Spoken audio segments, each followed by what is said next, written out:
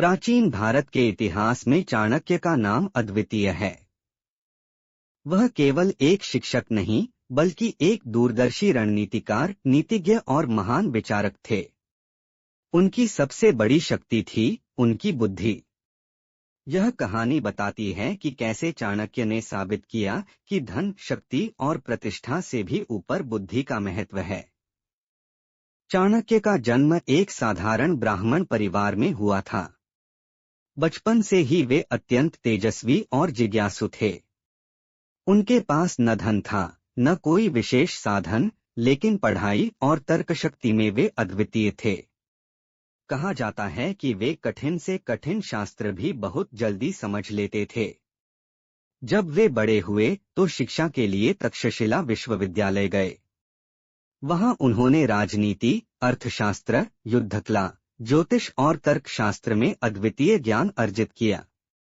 उनके गुरु अक्सर कहते, चाणक्य, तुम्हारे पास भले ही सोना नहीं, लेकिन तुम्हारी बुद्धि ही तुम्हारा असली खजाना है। एक बार चाणक्य पाटलिपुत्र, मगध की राजधानी, पहुंचे। उस समय वहां का राजा धनानंद अत्यंत घमंडी और अहंकारी था। चाणक्य का उद्देश्य था राजा को राजनीति और प्रशासन में कुछ सुधार सुझाना, ताकि प्रजा सुखी रह सके। लेकिन धनानंद को अपनी शक्ति और धन पर बहुत गर्व था। उसने चाणक्य को दरबार में बुलाकर अपमानित किया और कहा, अरे ब्राह्मण, तुम्हारे पास क्या है जो तुम मुझे सलाह देने आए हो? मेरे पास अपार धन है, हजारों सैनिक हैं, और तुम खाली हाथ हो।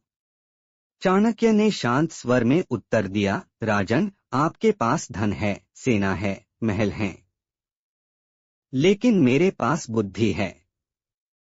और याद रखिए, बुद्धि सबसे बड़ा धन है, जो सही समय पर पूरी दुनिया को बदल सकता है। धनानंद ने हंसते हुए उन्हें दरबार से निकलवा दिया। इस अपमान ने चाणक्य को भीतर तक झकझोर दिया। उन्होंने वहीं प्रतिज्ञा ली, मैं तब तक अपने बाल नहीं बांधूंगा जब तक इस नंद वंश का अंत कर एक योग्य शासक को सिंहासन पर नहीं बैठा दूंगा। चाणक्य के पास धन नहीं था, सेना नहीं थी, लेकिन उनके पास एक ऐसी चीज थी जो सब पर भारी पड़ती है, तेज बुद्धि और अद्भुत रणनीति। चाणक्य ने देश भर में घूमकर एक योग्य व्यक्ति की तलाश शुरू की। अंततः उनकी नजर एक तेजस्वी, साहसी और बुद्धिमान युवक पर पड़ी। उसका नाम था चंद्रगुप्त मौर्य। वह गरीब था, लेकिन उसकी आंखों में नेतृत्व की